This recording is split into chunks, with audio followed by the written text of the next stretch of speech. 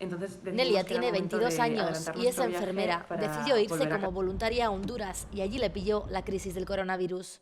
A las 2 semanas de comenzar nuestro voluntariado empezó a haber casos de coronavirus y la fundación con la que estábamos decidió ponernos en cuarentena para que no nos contagiáramos. Viendo lo complicada que se había puesto la situación en España, decidió volver a Navarra para ayudar.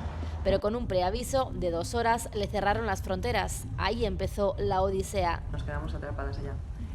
En ese momento contactamos con emergencias consulares y nos avisaron de todas las precauciones que teníamos que tomar y nos dijeron que estaban intentando gestionar un vuelo para que todos los españoles que se encontraban en nuestra situación volvieran a casa.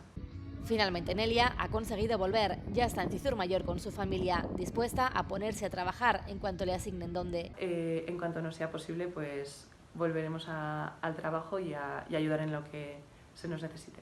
Y como Nelia, millones de historias anónimas de personas que se han convertido ya en héroes y heroínas.